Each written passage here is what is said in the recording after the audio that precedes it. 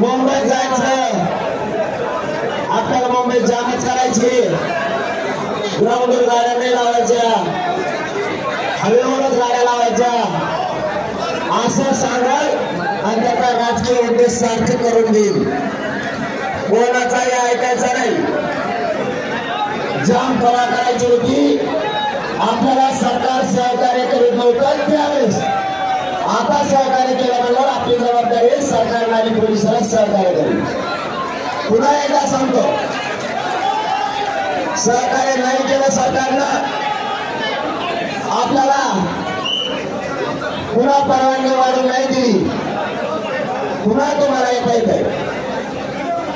मला आता सोमवारी मंगळवारी महाराष्ट्रातल्या सरकारनं सहकार्य नाही केलं, पुन्हा मराठी करोडोच्या संख्येला मुंबईकडे येणार आपल्या टप्प्यानुसार. त्यामुळे तुमची आजची जबाबदारी लक्षात ठेवा. आरक्षणाची जबाबदारी माझ्यावर.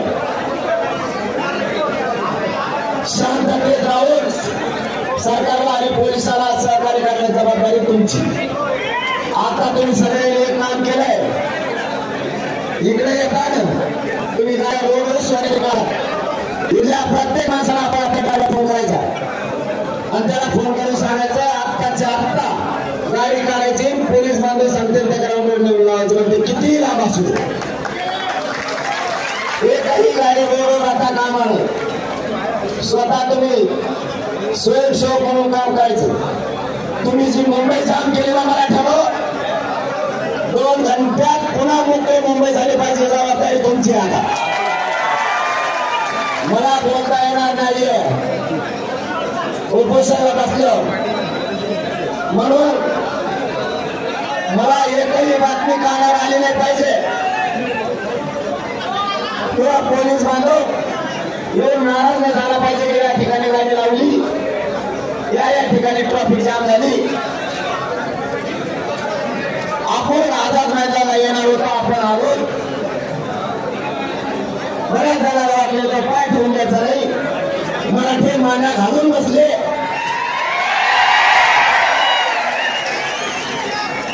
त्याच्यामुळं सरकार पुढचंही सहकार्य आपल्याला परवानगीचं देईल, मान्य न्यायदेवता देईल. सरकारच्या हातात ते परवानगी देणं.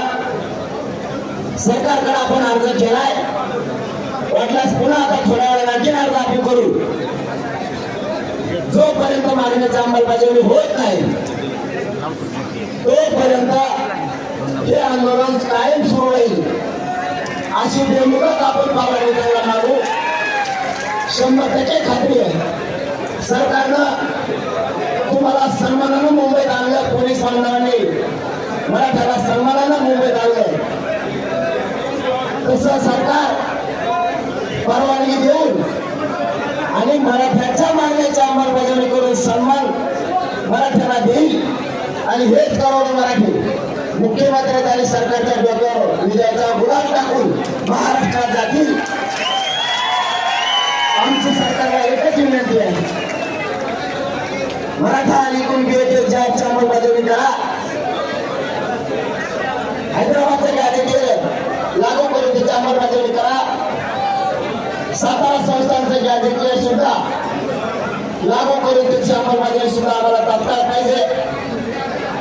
ज्या केसेस पासून बलिदान गेलेल्या कुटुंबाच्या मागण्या, या सगळ्या मागण्याच्या अंमलबजावणी व्यवस्थेत मी मुंबई सोडणार नाही ही मराठ्यांना शब्द देतो. आताही मला सरकारला गोळ्या जरी घातल्या तरी मी बलिदान द्यायला तयार आहे, पण माझा हाताला तयार नाही शब्द आहे माझ्याकडे. मी या समाजासाठी मैदानात येऊ, वीर मरण पत्करायला तयार आहे, पण हाताला तयार नाहीये. तुमची फक्त जबाबदारी तुम्ही पार पाडायची. माझ्या मराठ्याचे मान खाली होऊन असं एका आंदोलक मराठ्याने वागायचं मोठा आपल्या जातीला करायचं, मोठं आपल्या लेकराबाळाला आपल्याला करायचं.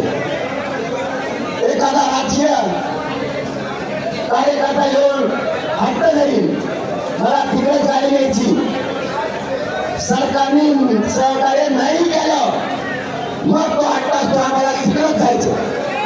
सरकार सहकार्य करताय तर आपणही सहकार्य करायचं. दारू कुणी प्यायची नाही. दारू पिऊन गाड्या